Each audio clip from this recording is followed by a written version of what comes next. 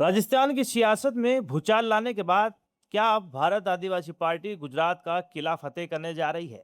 साबरकांठ से लेकर दाहोद तक आदिवासियों की उमड़ती ये विशाल भीड़ चीख चीख कर बता रही है कि भील प्रदेश की मांग अब राज्यों की सीमाएं तोड़ चुकी है। राजस्थान का ये टाइगर अब गुजरात के जंगलों में दहाड़ रहा है, जिसने पंचायती राज चुनाव में बीजेपी और खासकर कांग्रेस के पारंपरिक वोट बैंक की रातों की नींद उड़ा दी है। क्या राजकुमार रोत गुजरात में भी राजस्थान जैसा बड़ा करिश्मा कर पाएंगे? 23 अप्रैल से राजकुमार रोत गुजरात के साबरकांठ, दाहोद, महिसागर और अरावली जिलों की खाद छान रहे हैं। मौका भले ही गुजरात पंचायती राज चुनाव का हो, लेकिन मकसद बहुत बड़ा है। महिसागर की कड़ाना तहसील हो या दाहोद का गोविंद गुरु क्षेत्र, रोज खुद जमीन पर उतरकर तालुका उम्मीदवारों के लिए वोट मांग रहे हैं। लाखड़िया कोटरा जैसी जगहों पर उन्हें सुनने के लिए जिस तरह हजारों की भीड़ और युवाओं का जोश उमड़ रहा है, वो साफ संकेत है कि गुजरात के आदिवासी बेल्ट में भी बदलाव की बयार बहनी शुरू हो गई है। अब सवाल है कि क्या गुजरात में बीजेपी के लिए वाकई कोई स्कोप है?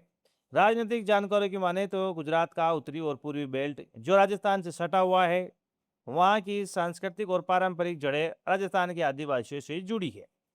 ये पूरा बेल्ट परंपरागत रूप से कांग्रेस का मजबूत गढ़ माना जा रहा है, लेकिन राजकुमार रोत ने आदिवासियों को यह एहसास करा दिया है कि वो किसी बड़ी पार्टी का महज वोट बैंक बनकर रहने के बजाय अपनी खुद की सत्ता खड़ी कर सकते हैं। यानी रोत का सीधा वार गुजरात में कांग्रेस की जड़ें कमजोर कर रहा है और आदिवासियों को एकजुट होने का मंत्र दे रहा है।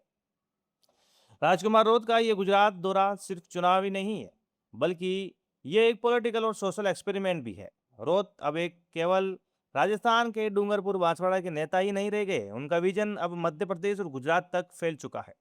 अगर गुजरात के इन पंचायती चुनाव में बीजेपी ने अच्छा प्रदर्शन कर लिया, तो ये आने वाले विधानसभा चुनाव के लिए सबसे बड़ा लॉन्चिंग पैड साबित होगा और गुजरात की राजनीति त्रिकोणीय हो जाएगी। रोज का मोबाइल और सोशल मीडिया के जरिए हर घर तक पहुंचना उन्हें एक बड़े राष्ट्रीय आदिवासी नेता के रूप में स्थापित कर रहा है। एक तरफ दशकों से जमी हुई राष्ट्रीय पार्टियां हैं और दूसरी तरफ भील प्रदेश के स्वाभिमान के नाम पर एकजुट हो रहा आदिवासी समाज।